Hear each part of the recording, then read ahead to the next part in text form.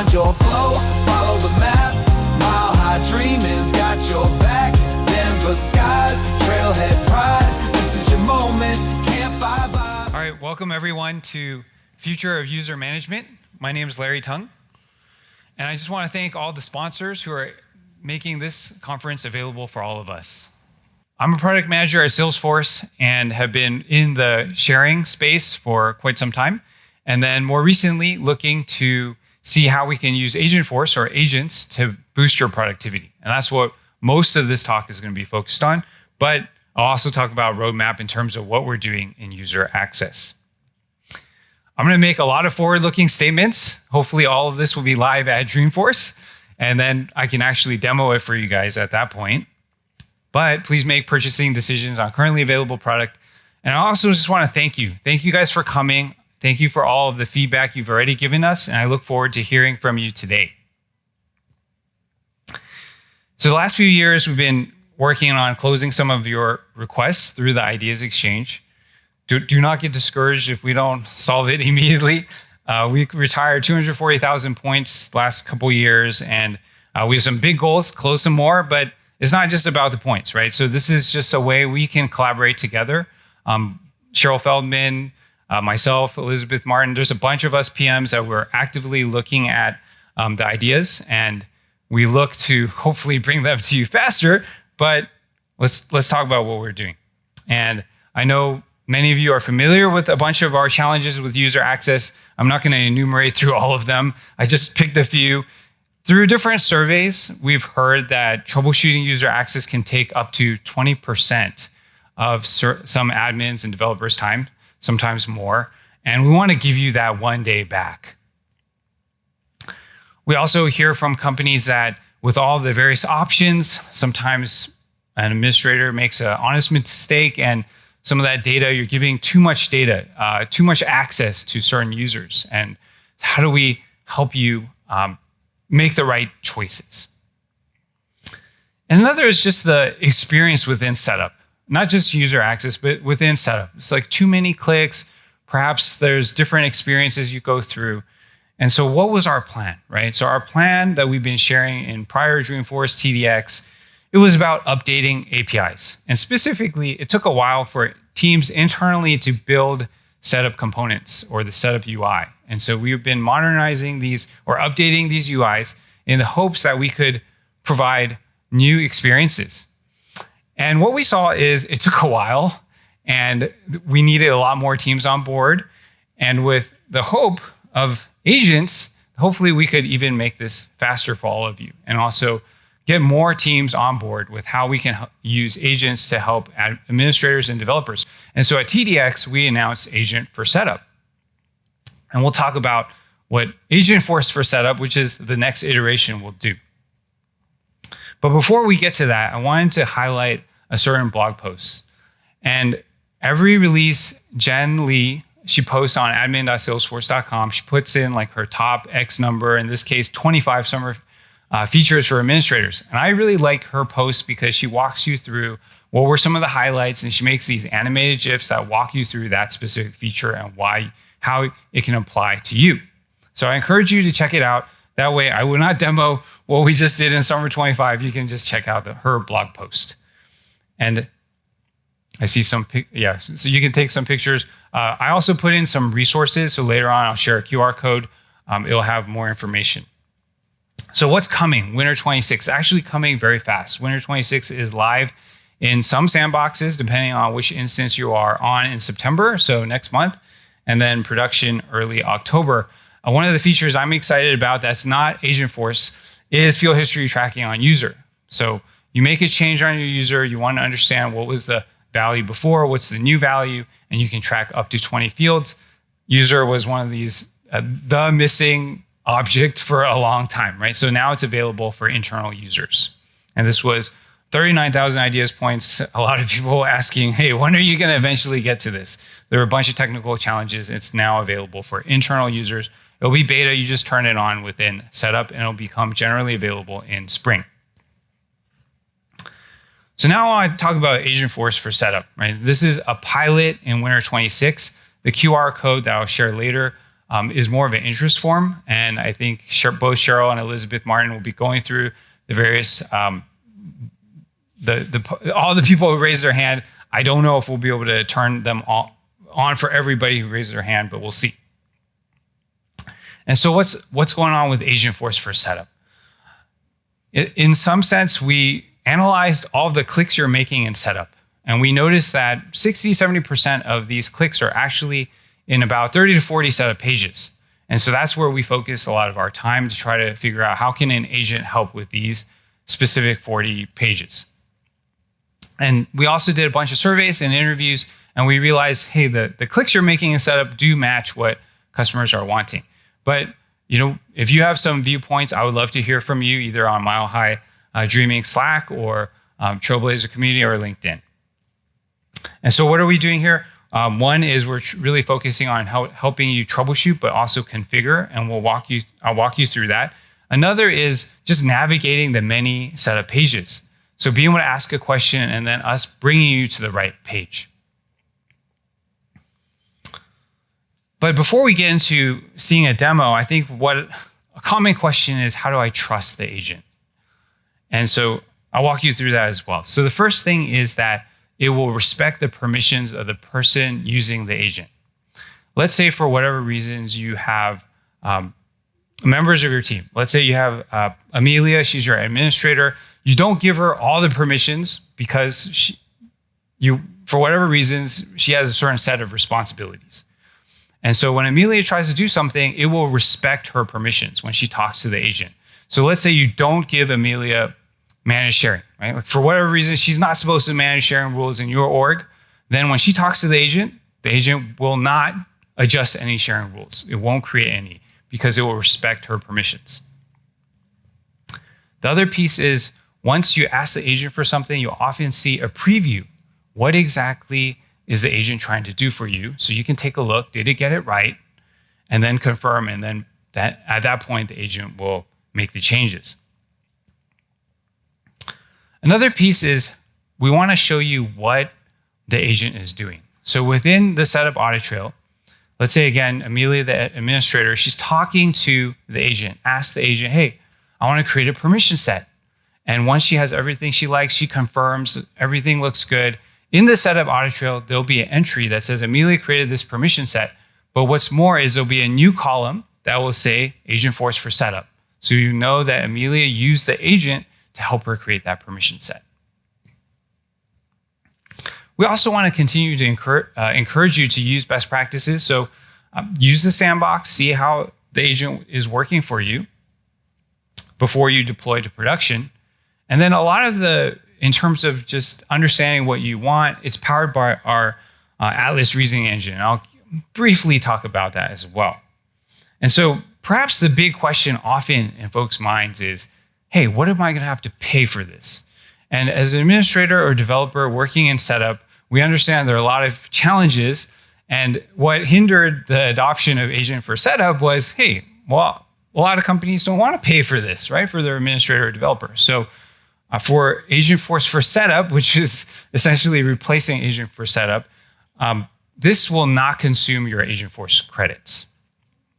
You will still need to either turn on Foundations to have Agentforce available to you before you have this, but Foundations is not, there's no charge for that.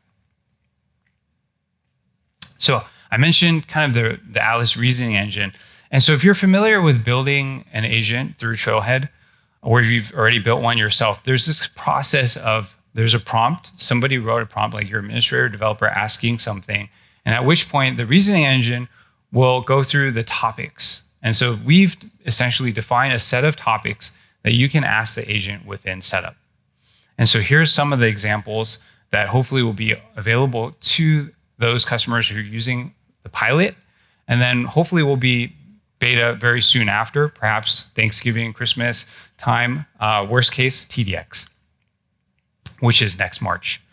So there's a bunch of topics we wrote, such as user access management, and then there's a lot of instructions within the topic. The instructions will tell the agent what it should or shouldn't do, potentially helping it ask clarifying questions. And there isn't enough room on the slide for me to show you all of the instructions, but this is just an example where we wrote a few sentences. And then there's a set of actions. The actions are what the agent is able to do for you. In some sense, I think about where we are today in the pilot as kind of like a fixed menu. So there's a set of actions. Instead of the food, just think different actions that are available for the administrator or developer. And eventually we want to get to a place where the agent is not just an assistant who hears what you asked for and did what you asked for, but can think through what are the best practices, what's already in your org, and do more thinking on your behalf, right? It'll be able to then inform you, hey, I would actually recommend the following. And then you can decide whether you want to do that or not. And so this is the journey we're on, right? So today it's more of, the pilot will be more of, here's a fixed set of actions. And so we've been talking for a bit. I'm guessing you want to see a demo, right? So in terms of this demo, will just walk you through understanding one user's access. We can think of this as Jose Martinez. He has a ticket open, and the administrator, Kayla, needs to now solve that ticket. So let's take a look at this demo. And so this demo is using live code. So this is how long it took for this. It's not sped up. So we're here in setup in this welcome screen, welcoming Kayla. And earlier, like I said, Jose Martinez, he opened a ticket. He's asking why he can't edit opportunities. So first, let's just confirm, what is the access that Jose has? And so we've asked the agent's gonna look in your org. It's essentially gonna be able to do a query, like an API call. And then it's gonna pull up the access. And what's more, we can show you the access. Normally you would use a user access summary, and you can see that now we're showing you, hey, here's the summary of Jose's object access. We can see he does not have edit access. And instead of just creating yet another permission set, how about we ask, well, is there another permission set that already has edit access? And so again, the agent pulls that up for us. And then from reviewing this, we can pick a permission set group, and make a decision. So let's say, hey, let's assign the op access permission set to Jose, right? And so now the agent is gonna assign that specific permission set. And then what's more, we could always validate, right? We can always ask it, hey, so what's Jose's access now that the permission set has been granted? And so you can do a bunch more things, not just object access. I'm just showing you a demo for object access, but you can do things with the field permissions, also known as field level security. You can ask it about user permissions. And for some orgs, there are many, many user permissions, depending on what you've turned on, right? So we'll show you a bit more of that. And so that's, yeah, so here, again, the agent is now gonna show you the updated access, and you can see the specific component just showing you the object access. So in terms of just the agenda today, I want to go through troubleshooting and configuring in terms of what Agentforce for Setup can do for you. I'll also show you a few other things on our roadmap, but we'll go through the troubleshooting use case since we've heard customer feedback that this can take a lot of time. We'll have some time of Q&A, and then we'll move to the configuration portion. So troubleshooting, I already showed you in the demo a bit about the permission set groups, and profiles. So oftentimes asking questions about a user or trying to find an existing permission set that already does this, so you can just assign it. And then what we did in demo, but also will be available in the pilot, is within, oftentimes we have questions on sharing. So one specific record, why is one user able to do something, another is not? And then zooming out, we've seen some customers have a lot of sharing rules. So not every action, some actions might get you more excited than others, but for some people, they have a lot of sharing rules. And so how do you then troubleshoot and say, well, what are the sharing rules impacting a specific user or a group or a role? And then oftentimes in terms of a user's experience, it could be due to their membership in a public group. It impacts what folders they see, so reports, dashboards, and a bunch of other things. And then also potentially what list views they're able to see. And so then we'll talk a bit about groups as well.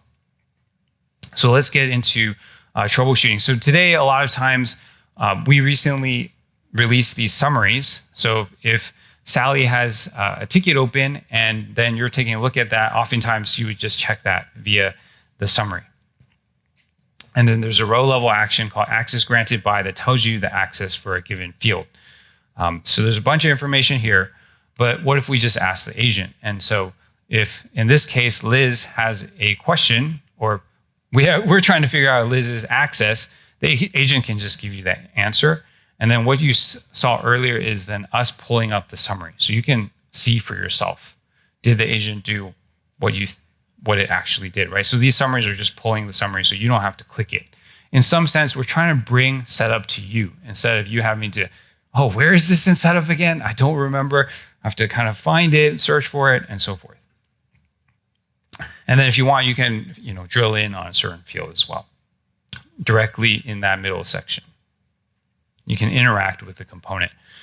And then similarly, I was talking about finding permission sets, right? So you have a challenge, there's a certain permission, perhaps a user is missing, and then being able to ask, okay, well, what permissions or permission sets have that permission?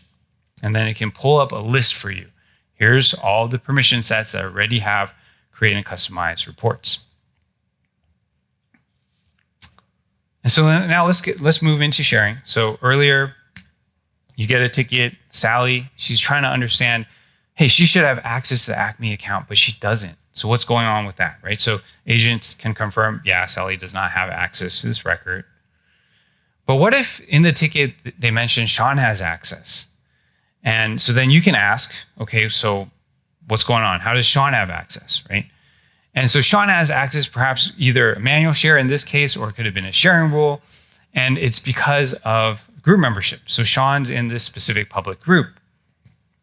And what the agent can then do is ask, hey, do you want to add Sally as well, right? And then from there, it can add Sally, and then now Sally has access.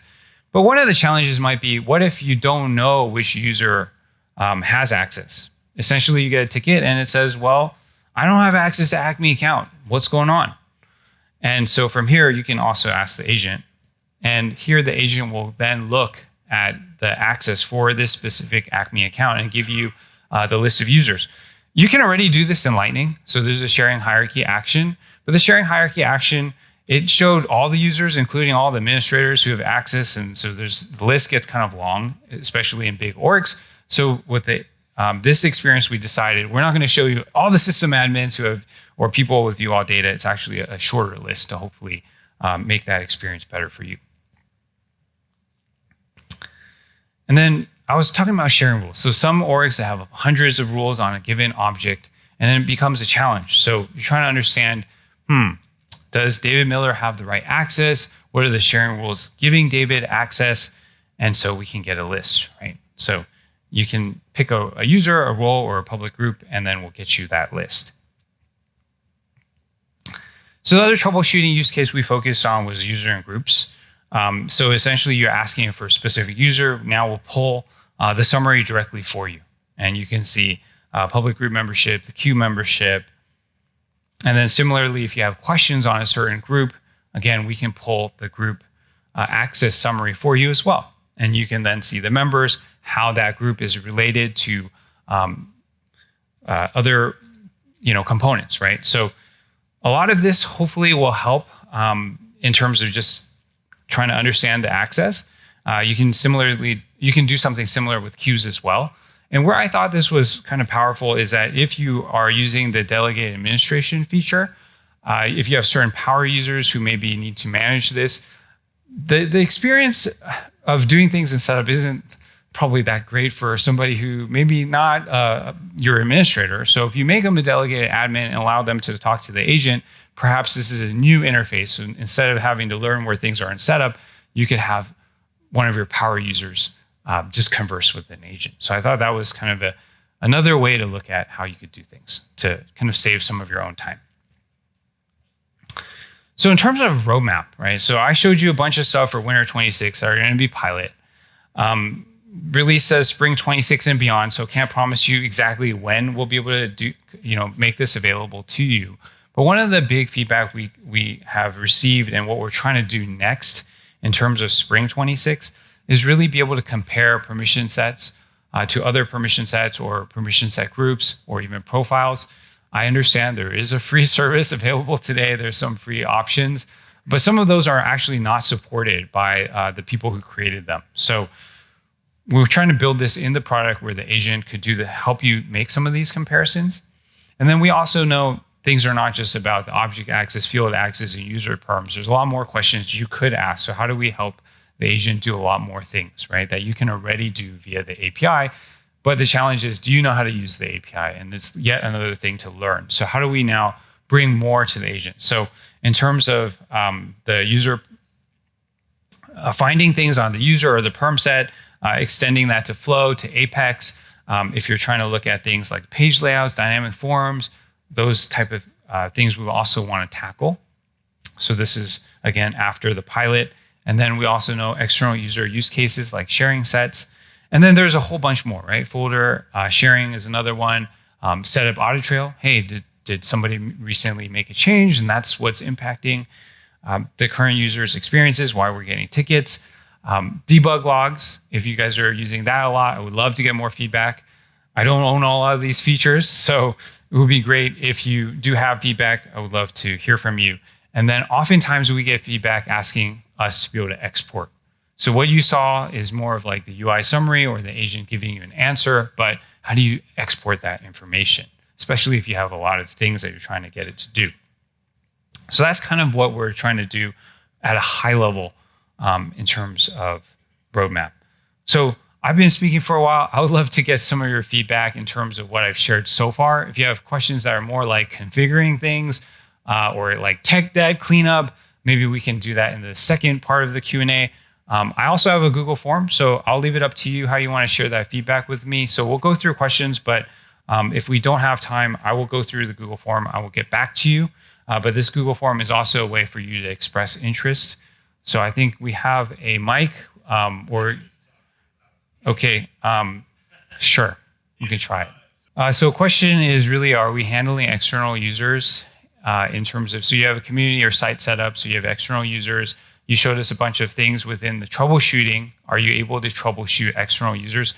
So we do have that on our roadmap. I think for external users, there are some use cases that it will work, but we didn't cover all the external user use cases.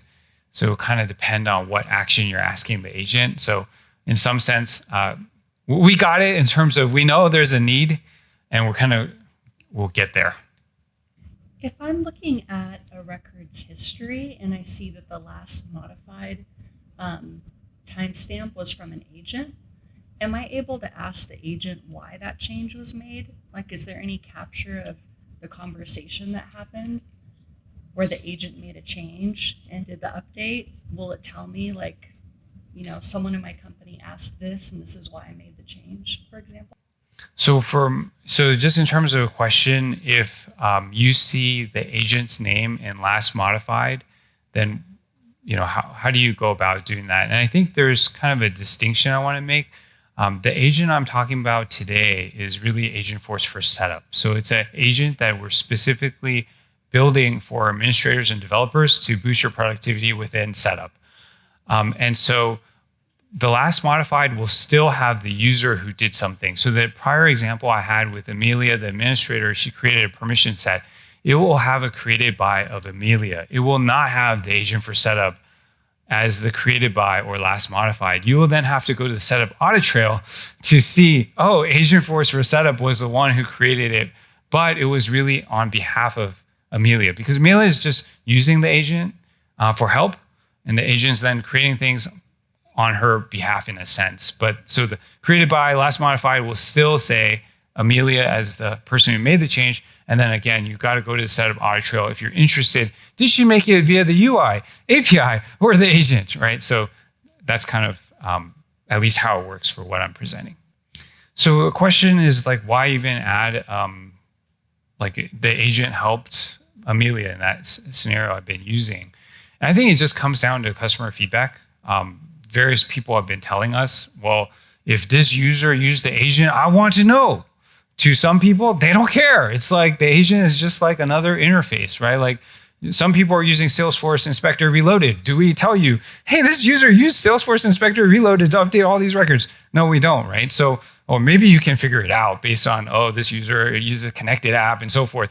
But so it was really just customer requests that they wanted to see, when is the agent helping with things from an audit perspective. For some customers, they find it valuable, others don't care.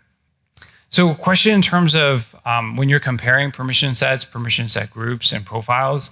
So again, this is something we're going to tackle post-pilot for Dreamforce. A lot of this is going to be more of a iterative approach, where you'll see some of the basics being handled by the agent and then expanding out. I am aware that there are some app exchange apps, some which cost money, that does a lot of extra value add. They'll, download all of your metadata, do comparisons, and say this permission set is 95% looking like this other permission set. Those are not use cases that the agent will handle out of the box. In the initial releases, it'll be more of a basic comparison, or just, okay, you asked to compare this permission set with this other permission set. The permission set also may have a lot of things in it, so we need to figure out, well, what are you interested in? Are you interested in like everything, and then at which point you're really looking to export that information, or are you just trying to troubleshoot and say, okay, I'm really interested in the fields on the opportunity, right? And so you're trying to zero in, and you're not saying like everything in the permission set compare with the other. So I'm actually interested in some of the use cases. If you guys can share more details with me of what you would like to see from us. Of course, maybe you want everything, but it takes time for us to get there, and there's kind of a lot of different requests that we want to handle. So hopefully that helps. I saw two hands here. Okay.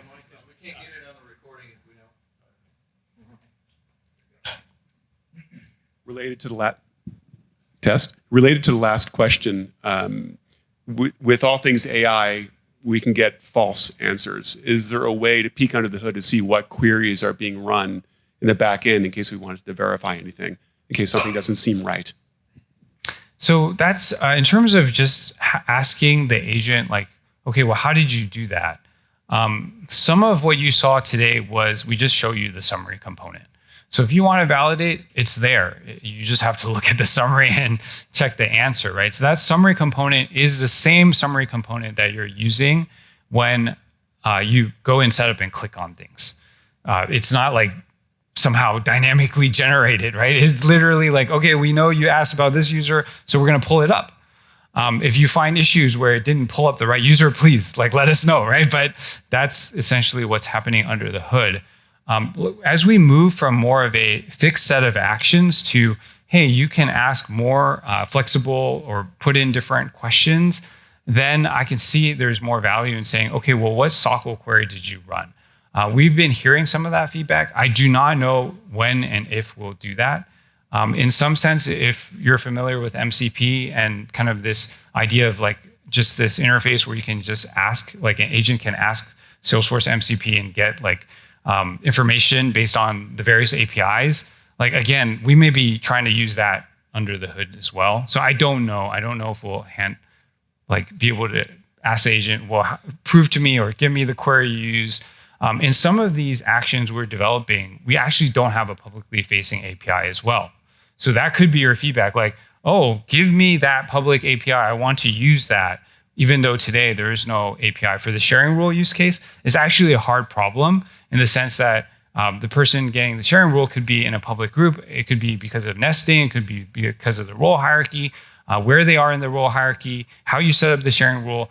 So there's no API for that, right? Should we? Again, that's where we would like your feedback, because there's kind of this tension. Like, I only have so many engineers. So what should we be working on? Yeah, that's always a question I'm wondering. Like, how do I have more engineers? So it's not big on my mind. I'm more interested in what are your problems so that I can better understand and state that to my executive team. I'll like, okay, this is where we need to invest and why. And I don't really worry about the engineering capacity I have. But yeah, it does something I have to factor in. So I can see this setup agent has a lot of power. And I can understand the value in wanting to be able to just type in a prompt and have that change be made in the setup. Suppose we're granting additional setup capabilities to power like super users, but we still don't necessarily want them to be able to wield a machete like this. What kind of controls are available to limit their ability? We still want them to be able to do user access, but we don't want them to be able to do massive user access all at once. Mm-hmm. Okay, so in terms of just what the agent can do, today it really depends on the permissions you give to that user. So if that user already has API access, already has access set up, already has the various like customized application, modify all data, if you give that to the user, that user can now talk to the agent and they can do all of those things. If you remove those perms, right, then they cannot. We don't currently have a way where you can say in setup in the API, you get all of this access, but in the agent, you can only do this. There will probably be more granular permissions in the sense that today, if you have Agentforce for setup and you have access to setup and you have the permissions, it's an all or nothing thing. Either all your users can use it, which you could just turn it on in Sandbox, not in production as an example, then that's one option. In the future, perhaps by TDX, there will be hopefully more granular controls. So you can say, well, this user, Amelia, she can access the agent, but Sean cannot access the agent. And so that's a choice that you can make on allowing some people to use it. But in terms of like restricting where you say this, when you talk to the agent, you can only ask these 5 things, but not these other things, even though you have the permissions, that's, I think, something we can consider, but not something currently on the short-term roadmap. Thank you. I'm going to just move on for a bit because there's a second half of my presentation. I want to go through that too. And so, but before I do that, I just take a break and mention user access policies. Some people want to see, hey, what are you doing that's outside agents, right? So we know that user access policies, we've got some good feedback on it. We want to enhance it. So in terms of, it helps you automate some of your granting of permission set groups, adding people to public groups or to queues. And so this is kind of a point and click way of creating these rules that then help you automate. And what are we doing here? Well, we got feedback that perhaps in some cases when a user's job role changed, not their role in Salesforce, but their job role or function, then how do we start them, for example, from the beginning? Clear out their perm set groups, and then there'll be other rules that then re-grant what they really need now that they're in a new job role. We also know that the rule complexity needs to improve to cover more things, so supporting territory assignments, or like making the rule criteria more flexible with an or clause, better be handling some external user use cases, and then ideally the agent should also be able to help you create these rules as well. So these are, I don't have a time frame on this. It's not coming in Dreamforce, but hopefully sometime soon, perhaps summer or later of next year.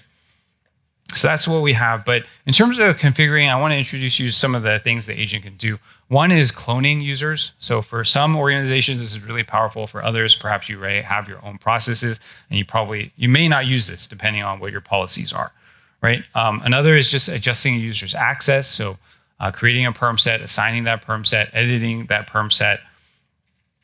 And so that's kind of the main pieces we'll kind of walk you through. So in terms of cloning a user, you want to clone a specific user. In this case, it's going to ask you, are you sure? Like, I found this user. And then it'll go through a set of questions because there are certain required or unique fields that it now needs to have. And then what I mentioned earlier is it'll show you a preview, right? Does everything look good? And if everything looks good, at that point, you can approve and a user is then created. So that's what I have for clone user. Hopefully show you a lot more demos by Dreamforce.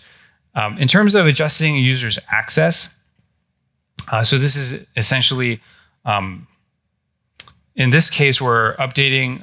So Sarah Lee, she's the user, but there's some permission sets that she should be added to, or perhaps even ones that you want to remove from her. And so this type of assignment, again, you can ask the agent to make. And so if there's multiple Sarahs, it will show you a way to pick the right one. And then what we'll do is we'll show you, these are the proposed things we heard you make, and then we also heard you want to remove certain permission sets. So it'll change the assignments. And this is also similar for public groups and queue membership. And then in terms of creating and editing, a lot of this is, again, maybe you have a business analyst or a request coming in, and so you can take a prompt. And so it's kind of long, but you can ask the agent to do these things. It will read what you wrote. And then again, it will show you a preview. And so there's a lot of stuff on this preview. Did we get it right? Is that what you want? And if you say, yes, that's what we wanted, it'll create the perm set. And then similarly, you can update. So you have some new requirements on a specific perm set. You give it your requirements, and it will take care of that as well. So again, there's like a list of things. This is what we heard you say. You then can make that change. So in this use case, the agent, you're asking the agent to create a certain perm set with certain access. But what we also hear is that oftentimes there's situations where administrator would just create more and more perm sets because perhaps they didn't bother to look at what's already in the org, which is a pain. And then, so then hopefully the agent can do some thinking, and it knows, okay, you asked about certain object access. I found a permission set that's pretty close, right? It just didn't have shipments. So if that's the case, we can show you, hey, here are the permission sets that match most of what you wanted, not everything. And so do you want to, make some changes to this, right? So it's showing you here the object access and tab access because that's what was in the prompt, and it's just in 2 components. And then again, you might have questions, right? So if you modify an existing permission set, then how does that impact access for everybody who already has that? So the agent can answer those questions in that same dialogue and say, okay, you want to know who has access to these permission sets. These are the 19 users who have the permission set. These permission sets are also linked to certain permission set groups. And then we'll show you in the main area, just the users who have it. So you can explore that if you want, so that you know, okay, when I'm making this change, how does that impact my existing users? And then again, here you get a preview. This is what we did. We changed an existing perm set, and you can see we added the object shipment with the certain object perms. And then if you had certain permission set groups where you didn't want to add the perm, then we can also handle the muting for you, where you mute, okay, for this specific perm set, mute all of shipment, right? Because we don't want people with this perm set group getting access to the object. All right. So in terms of what we're doing here, I briefly kind of zoomed through some of the assignments, right? So assigning perm set groups, public groups. I should also wrote queue there. Queue also works. Being able to create and edit a bunch of stuff. I did not show you a bunch of stuff in terms of editing a user. So if you ask the agent to freeze a user or to reset their password, it can do that as well. There's some other things I didn't cover, like adjusting the org-wide default. You want to be careful there if you have a lot of records, because it's not easy to undo. And then criteria-based sharing rules is another one that I didn't cover, but something we're all targeting for the pilot release. So in terms of spring 26, or perhaps an earlier beta, if we can get it done before TDX, is some of these other areas. So it's spring 26 and beyond. Don't quote me on exactly when we'll get this done. First time for us to building on this. So this is more like the layouts, right? Assigning, editing, more sharing rules. Since the first thing we did was CBS rules, external user use cases like creating sharing sets. There's some things with queues that are not there yet as well. I also think about visualization of the role hierarchy. I'm very curious if you guys are interested in that as well. Like, we don't have a role access summary, but we have all these other summaries. Should we have better visualization on the role hierarchy? I should add that to my slide. But that's one I'm interested in your feedback. So that's kind of where we are for roadmap. In terms of more agent focused, there may be other things as well. So again, I want to turn it over to you guys. You guys have questions of what we've seen? I think we have 5 minutes.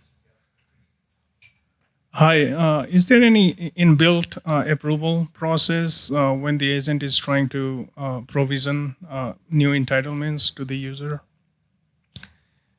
So approval processes, we are not adding like an extra check where I guess you're kind of like in most of the application today, we also don't have that. So within setup, I've heard that asked. I don't actually get too many people pushing for it. So if it is an ask that you guys have, I would appreciate, like I said, ideas exchange, send it over.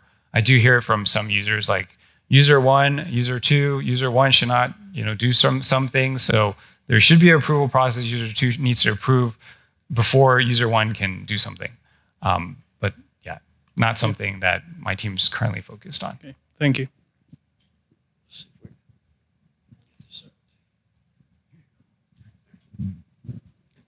Have you considered the possibility of the ability to schedule actions that might occur? So, for example, you have somebody who's leaving the company or who's being let go, and you want to say at the end of today, I want this to happen. It's come up a few times. Right now, we're kind of more focusing on breadth of what the agent can do for you at the moment, as opposed to scheduling, telling the agent, hey, by the way, 11 p.m., you need to deactivate this user or freeze the user. It's a good use case, but we haven't been thinking about that yet. I mean, not to think about it. We haven't been prioritizing that one yet. So I guess this is kind of feedback, but if this were available today and with kind of like what you said were the constraints of like, okay, you can't say this user can access, Agentforce and setup and this one can't, is either all or nothing. What I would probably do is enable this in the sandbox and let my admins who work on things, and who we trust to, sort of develop and the builders, do it in the sandbox and then promote it to production, that way. And that it doesn't allow you to use all the features, but at least it's like pretty safe. So that's probably what I would do. Like if this were available today without those safeguards, just to be safe. Yeah, I think it is a trust thing, right? So in the beginning of my slides, one of the things recommendations I had was use the sandbox. I would argue that if you can already do it via the API and you can already do it via setup, the agent's not really doing more for you at this moment. So it's just more of like they now can more easily do something, but the agent didn't actually do anything additional, right? So if the user doesn't have permissions to change the org by default, when they ask the agent will be like, sorry, I can't do that for you. You're trying to troubleshoot a record, the user doesn't have access to the record. Well, the agent will be like, I don't know where this record is, because the agent really respects the permissions of the user talking to it. And then I had one other thing. So I noticed that when you were going through and you said like change this permission set, and it suggested like, oh, there's already another permission set with, some of those overlap and stuff like that. That's one of the things I sometimes get a little bit annoyed with like ChatGPT on, and when I'm working with it, sometimes it will like over suggest and it'll change its response too much. So I don't know, like to me, when you're working in setup, if you're a person who really knows what they're doing, like you might want to err like on the side of like the person sort of knows what they're, not over suggesting, because sometimes I get a little bit annoyed with like AI when it over suggests and like changes its whole response based on what it thinks should be the right answer. And I'm like, no, that's not what I asked, I see. So maybe in some sense, then there's a desire to somehow the agent needs to know, oh, this person, you want to be able to find existing metadata. This other person, whatever they ask for, you don't need to suggest. You're just going to do what it asks you to do. So there's kind of like a fine line here where some customers are like, man, my admin, they just created yet another perm set because they didn't bother to look, versus somebody else that's like, well, I know my org, just do what I asked you to do. So again, we'll figure out as we go. We're going to try to expand what we can do before we start that kind of personalization. Yeah. How much time do I have? Do I have one more or no? Yeah. There you go. Sorry, we'll do this one first just because geographically easier. You said that it respects the user's permissions. When it gives an answer, is it completely blind beyond the user? Will it just say it's not possible, or would it say your user can't configure this, but someone else could do that for you? I.e., would it like give the user an idea to so I talk think to someone else? I I think so. Just briefly, it depends on the use case. There will be products where I think we want to tell somebody, like, hey, you actually are missing this permission, so I can't do this for you, right? So that would be a use case where we want to help you. The use case where we're saying, well, I can't find this record, that's more of a security thing, right? Like you're asking, well, I want to know about this specific contact. What if I shouldn't be able to see that? In that case, we don't want to tell you, oh, actually the contact's there, but maybe you should have more permissions, right? So it's a fine line. So most of the time, I think we're defaulting on being more secure than less. So we may not tell you certain things. In others, there would be other products we're trying to build. You'll hear more from at Dreamforce where we're actually taking something. We'll probably tell you like, hey, you can't do this. You don't have these specific perms. You want to use this product, then go find out how to get these perms, right? Do you imagine being able to provide prompt instructions or parameters along the lines of don't provide suggestions or don't answer specific questions or something like that? Like, I mean, I'm conceptualizing in ChatGPT. I say, please provide links or please don't do XYZ. Can we do that in this agent? So when you say for the agent not to do something, I'm kind of curious, is that going back to the prior comment? Like, hey, I don't want you to look for existing perm sets. Let me take that feedback back to the team because for pilot release, we're just trying to get actions out there for people to play with and get your feedback and also boost your productivity, right? We want this to make you faster. So that's some good feedback of like, can you respect, like, I just want you to create a perm set. Don't even bother looking for existing. So that's something we can see if we can do some of that stuff. Yep. Well, I want to thank all of you for coming. If you have more feedback, you can find me on Mile High Dreaming in terms of the Slack channel, LinkedIn, Trailblazer community, Ideas Exchange. Would love to continue the conversation there. Or if you want to fill stuff out in the Google form, I can also reach back out to you. So thank you for coming. Follow the map. Mile High Dreaming